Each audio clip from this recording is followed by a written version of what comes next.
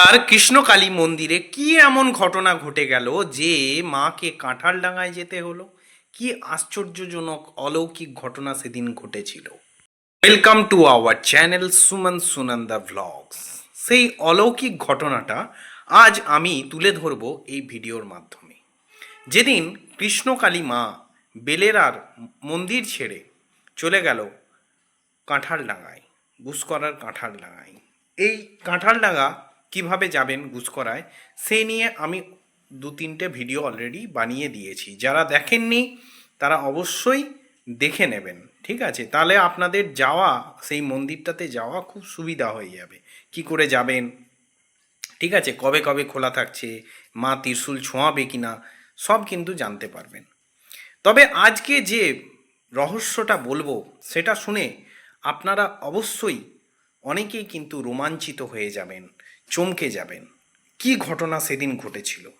সত্যি কথা বলতে কি, সেই ঘটনাটা ছিল বেলেরার কৃষ্ণ মন্দিরে চুরি হয়ে গেছিল।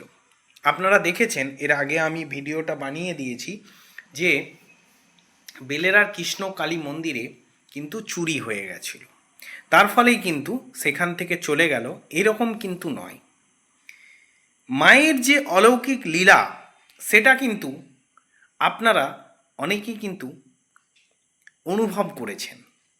আর যারা অনুভব করতে পারেননি তারা আজকে শুনে নিন কী ঘটনাটা ঘটেছিল।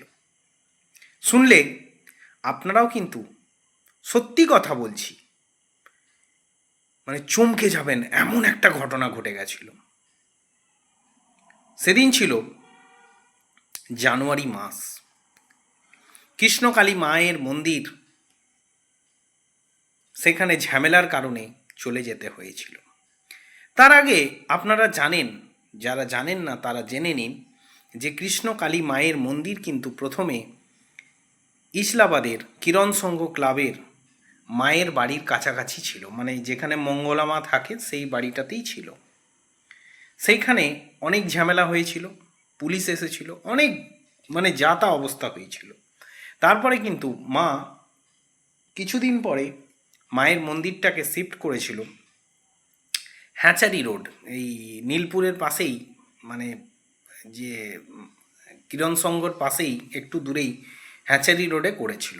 যারা এসেছিলেন তারা তো বুঝতেই পারছেন, আর যারা জানেন না তারা আর গিয়ে লাভও নেই, কেন ওখানে মায়ের আর অস্তিত্ব কিচ্ছু নেই। কিন্তু ভারাক্রান্ত মন নিয়ে কৃষ্ণকালী মা সেইখান থেকে ছেড়ে গেছিল। সেখানেও কিন্তু অনেক ঝামেলা হয়েছিল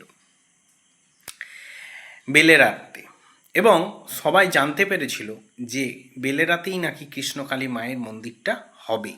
কেন? ওইটা ছিল দেবত্ব জায়গা এবং গোপীনাথের জায়গা ছিল, মানে কৃষ্ণের জায়গা ছিল, কৃষ্ণের নামে দেবত্ব সম্পত্তি করা হয়েছিল, এবং সেখানেই নাকি কৃষ্ণকালী মায়ের মন্দিরটা কনস্ট্রাকশন হবে, এরকমই সবাই জানতো।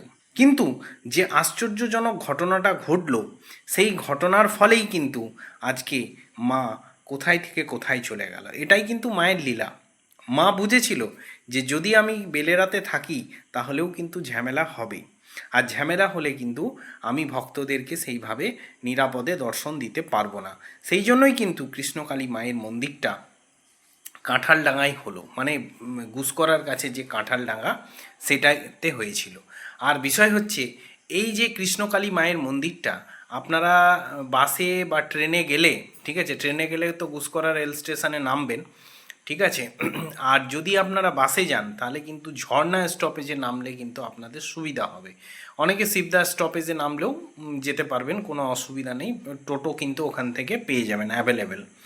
তো বিষয় হচ্ছে যে কি মিরাক্কেল ঘটেছিল সেই দিন, সেই বিষয়টাই আমি কিন্তু আজকে বলবো আপনাদেরকে।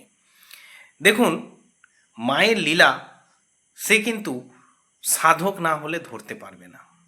যেমন লোহাকে চুম্বক মানে ম্যাগনেট না হলে ধরতে পারবে না, আপনি যে কোনো লোহাকে ধরে না, হ্যাঁ, তেমনি ভক্তের যে মানে ঈশ্বরের প্রতি টান, তারা কিন্তু অলৌকিকতা অনুভব করেছিল।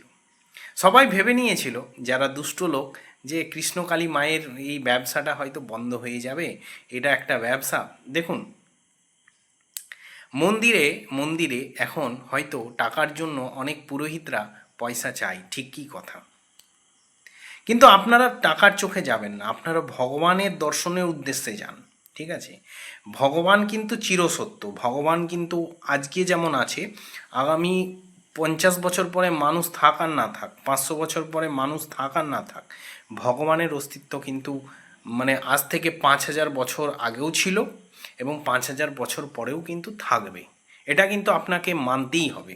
আপনারা যদি না মানেন, ধরুন কেউ বলবে তর্কের খাতিরে, ভাই ভগবান বলে কিছু হয় না, ঠিক আছে, তো ভগবান বলে যদি কিছু নাই হবে, হ্যাঁ, ভগবান কৃষ্ণ কালী বলুন আর মা তারাই বলুন, যাই বলুন, যদি ভগবান বলে কিছু অস্তিত্ব নাই থাকবে, তাহলে আপনি যে রক্ত মাংসের একটা মানুষ, ঠিক আছে, আপনাকে পরিচালনা করছে কোনো একটা শক্তি, আপনি তো নিজে নিজে পরিচালিত হতে পারেন না, সেটা তো আপনারা স্বীকার করবেন। ঠিক আছে, তাহলে আপনারাই বলুন যে ভগবান বলে যে একটা শক্তি আছে, ইউনিভার্স, অনেকের কাছে অনেক মহাপুরুষ, মানে মহাপুরুষ বলবো না, যারা বেঁচে নেই তাদের কাছে তো আমি শুনিনি, মানে যারা মানে আধ্যাত্মিকতার লাইনে অনেক গভীর জ্ঞান আছে, তাদের কাছে কিন্তু আমি জানতে পেরেছি যে এই যে মানে ইউনিভার্স, মানে গাছপালা, বায়ু, জল, হ্যাঁ, এগুলো কিন্তু এক একটা শক্তি, এগুলোকে আপনি যেভাবে ইউজ করবেন, শুভকামনা দিলে আপনাকে শুভকামনা রিটার্ন করবে।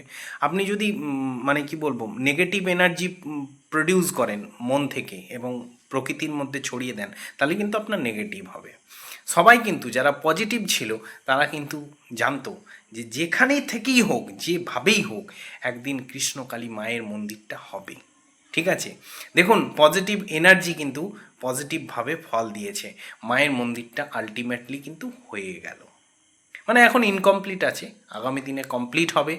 এবং যে মন্দিরটা আপনার তারকেশ্বর, তারপরে মহাপীঠ তারাপীঠের আদলে এবং দক্ষিণেশ্বরের আদলে তৈরি হয়েছে, সেখানে কিন্তু আপনারা একদম যুগ্ম শক্তি পাবেন। ঠিক আছে, মানে মায়ের যৌথ শক্তি যেটাকে বলা হয়, মানে মা কিন্তু আপনাদেরকে মানে সব ধরনের কৃপা কিন্তু দেবেন। ঠিক আছে, আর যারা নেগেটিভ ভেবেছিলেন তারা অনেকেই এখনও পর্যন্ত স্টিল নাও, ঠিক আছে, মায়ের কাছে কিন্তু পৌঁছাতেই পারেননি। ঠিক আছে, এখনও কিন্তু অনেকেই কোশ্চেন করে যে কিভাবে যাব মায়ের মন্দিরটা, মানে সেই যখন ভিডিও বানিয়েছিলাম ইসলামাবাদের, তখনও জিজ্ঞাসা করতো, এখনও জিজ্ঞাসা করতো, তারা কিন্তু পৌঁছাতেই পারেনি অনেকে। তাই একটা কথা বলবো যে মা কিন্তু মিরাক্কেল করেছে এবং মিরাক্কেল আগামী দিনেও করবে। শুভ ভাবনা এবং শুভ কামনা, মানে সব পজিটিভ এনার্জি সবসময় রাখুন, দেখবেন আপনার জীবনে কিচ্ছু নেগেটিভ হবে না, সব কিন্তু পজিটিভ হবে। যতই কষ্ট আসুক, যতই দুঃখ আসুক, আপনি কিন্তু একদিন এই মায়ের মন্দিরটার মতনই আপনারও জীবনে সাকসেস আসবেই আসবে। ঠিক আছে, তো যাই হোক, মন থেকে বলুন জয় কৃষ্ণকালী মায়ের জয়। আজকে ভিডিওটা এখানেই শেষ করছি। যদি ভিডিওটা ভালো লেগে থাকে একটা লাইক করবেন, আর এরকমই ভালো ভালো ভিডিও আসতে থাকবে, তাই অবশ্যই চ্যানেলটাকে সাবস্ক্রাইব করে রাখবেন, অবশ্যই লাইক করবেন, কমেন্ট করবেন, আর শেয়ার অবশ্যই করে দেবেন। ভালো ভালো ভিডিও অবশ্যই আসবে, যাতে আপনার যেমন উপকার হচ্ছে আরও লোকের যেন উপকার হয়, সেই জন্য শেয়ার করে দেবেন। গুড বাই, আজকে ভিডিও এখানেই।